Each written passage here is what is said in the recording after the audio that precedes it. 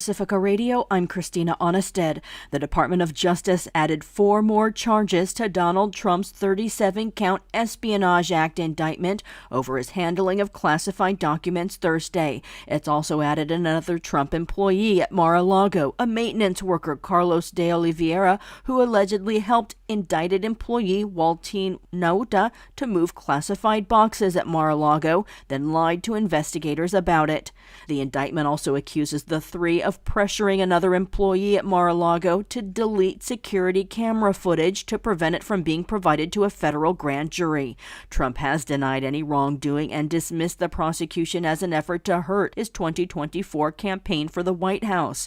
Trump campaigns in Iowa today with the rest of the field. It'll be the first time he and rival Ron DeSantis appear at the same campaign event. Democrats reintroduced the Protect Our Democracy Act Thursday to strengthen measures that prevent presidential abuse of power. Edwin Vieira reports. Over the last several years, we've seen our democracy put to the test. From the 2020 election to the violent assault on the nation's capital, protecting our democracy is critical to safeguard our government from both foreign and domestic bad actors. California Representative Adam Schiff announced the reintroduction of the Protecting Our Democracy Act, which has support from more than 100 House Democrats. The bill was originally introduced in 2021. It prohibits presidential self-pardons, increases whistleblower protections, and requires federal campaigns to report foreign contacts. This comes as more than half of adults feel American democracy isn't working well, with only 9% thinking otherwise, according to an Associated Press NORC poll. I'm Edwin J. Vieira for Pacifica Network and Public News Service. As parts of some 30 states remain under heat warnings impacting 170 million people due to a massive heat dome in the Midwest and Great Lakes region that stretched to the Northeast, President Joe Biden announced new actions to protect workers from heat stress and combat climate change Thursday. Christopher Martinez reports. Biden outlined several steps aimed at protecting people from extreme heat. Among them, using money from the Inflation Reduction Act and bipartisan infrastructure law to improve weather forecasting and expand water storage in western states.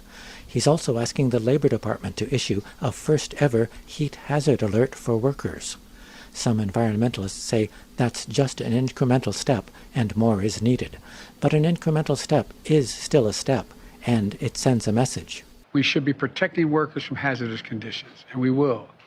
And those states where they do not, I'm going to be calling them out, where they refuse to protect these workers in this awful heat. Local responses to heat can vary.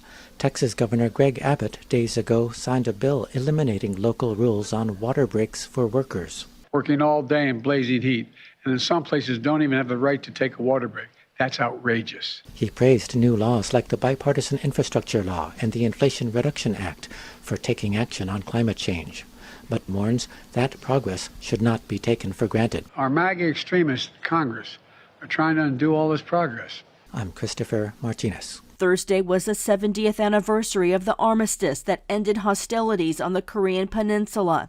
A group of House Democrats and peace activists made a call at the Capitol for a formal peace agreement to end the conflict. North and South Korea are considered still technically at war.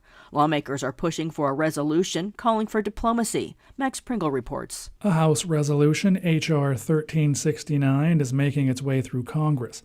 Among other things, it calls for the Secretary of State to begin diplomatic efforts with North Korea and to produce a report laying out a roadmap toward a formal peace agreement.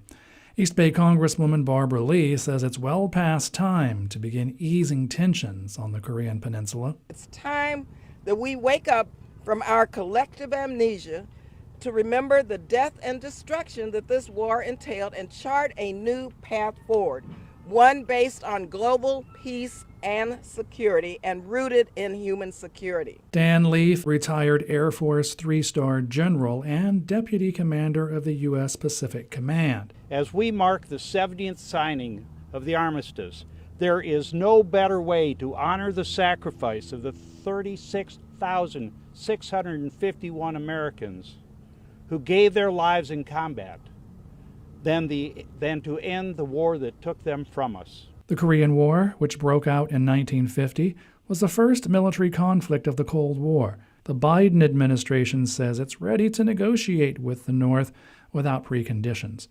I'm Max Pringle. Government watchdogs are raising alarm after a gambling company's proposal to bet on U.S. elections outcomes. Concerns include its impacts on U.S. democracy. The company, KPFA LLC, is making the proposal. Edwin Vieira has more. Trading platform Kalshi has asked the Commodity Futures Trading Commission to allow these bets via event contracts. This limits betting on which party controls Congress in future elections. In 2022, Kalshi sought CFTC approval for bets to be placed on the midterms, but withdrew the proposal after staff concerns.